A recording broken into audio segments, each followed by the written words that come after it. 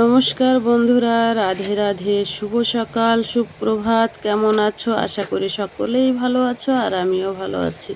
সকালবেলা থেকে অনেক কাজ, ঘরের ভিতরে চাদর টাদর সব কাঁথা কাপড় সব বের করে নিয়ে আসছি। নিয়ে এসে এখনে পোছাটা লাগিয়ে তারপরে যাব স্নান করতে। কিছুটা জামা কাপড় আছে, সেগুলো নিয়েও ধুয়ে নিয়ে আসবো। এই যে জামা কাপড় দেখো আমার পাশে, কালকে ধুয়ে রেখেছি আমি এগুলি সব। আসলে একদিনে তো পারবো না, যার জন্য কালকে ধুয়ে রেখেছি কিছুটা, আর কিছুটা আজকে এই যে বালিশের কাবার টাবারগুলিনও শুকা দিয়েছি। যেগুলি ব্যবহার করেছি বাইরা সেগুলি নিয়ে ধুয়েছি, আর ভিতরেরগুলি ধীরে ধীরে করে ধোবো। জামা কাপড় এই যে ভাঁজ করতে হবে, চাদর টাদরও আছে। আর এখানে শান্তি জল নিয়ে এসে রেখেছে ওর বাবা, সকালবেলা উঠেই চলে গেছিলো উড়িষ্যার থেকে শান্তি জল নিয়ে আসলো। বাড়িতে ফোন করে শুনবো কখন কাজ হবে, তখনই শান্তি জল ছিটিয়ে দেবো। আর সকালে একবার চা খেয়ে গেছিলো, যখন উড়িষ্যায় গেছে না, তখন চা বানিয়ে দিয়েছিলাম। আবার এসে এখন বলছে আমাকে একটু চা দাও। কিছু খায়নি তো, শুধু চা খেয়েছিল, আর এখন বিস্কিট টিস্কিট দিয়ে একটু চা খাবে। বড় কম্বল টম্বল সেগুলি সব বের করে রেখেছি। কম্বল বলতে যে ব্ল্যাঙ্কেট মোটা মোটা থাকে না, সেগুলি সব বের করে রেখেছি। ওগুলি আবার এক একটা করে এক এক দিন ধোবো।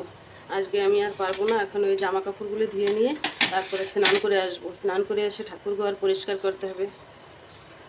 পূজা পাঠ তো অনেকদিন দেওয়া নেই। আগে চাটা দিয়ে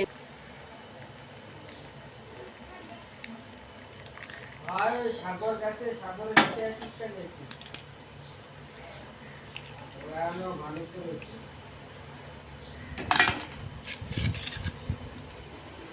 আমার বড় ছেলে আবার পাখানজোর চলে গেছে। বাবা কোন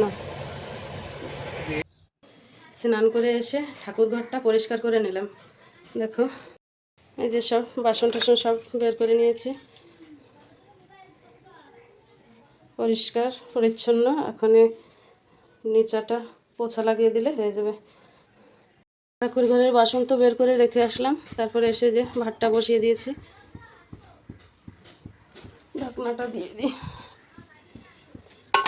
ভাত বসিয়ে দিলাম। বেলা তো অনেকটাই হয়েছে। ভাতটা বসিয়ে দিয়েছি, আর এদিকে বাসনগুলি সব পরিষ্কার করে নেব। এখন তো পূজা টুজা আর দেওয়া হবে না, পূজা দেবো আর সেই ওদিকে কাজ টাজ কমপ্লিট হয়ে যাবে, তারপরে পূজা দেওয়া হয়তো আর একবারে রাতেই দেবো। এখন সব পরিষ্কার করে রাখবো, আর ওদিকে কাজ টাজ হয়ে যাবে। এদিকে গঙ্গা জল, এই শান্তি জলটা তো নিয়ে আসছে, শান্তি জল ছিটিয়ে ছিটিয়ে রাখবো, রাতের বেলা পূজা দেবো।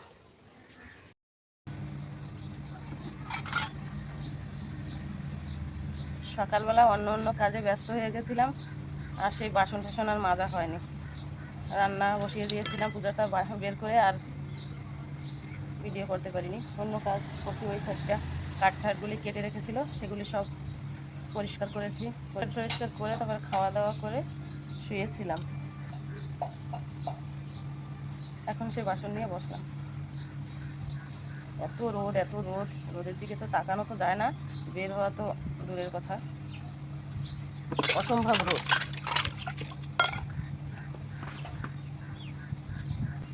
রোশান, চপ্পল পায়ে দাও,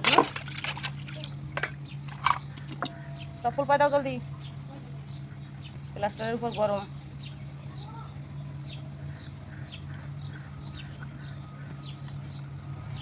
প্রীতম দিয়ে মেজে তারপরে সাবান দিয়া মাজবো। পরিষ্কার ছিল যেহেতু, তাই অল্প হালকা করে ডলা দিলে পরিষ্কার হয়ে যাচ্ছে।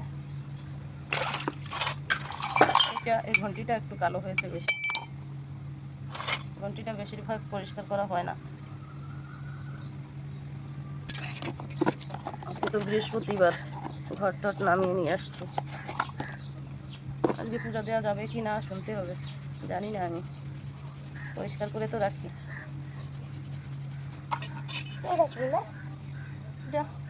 আমের পড়লো, ঘাটের উপর যেতে হয় না, সর আমার কষ্ট হবে।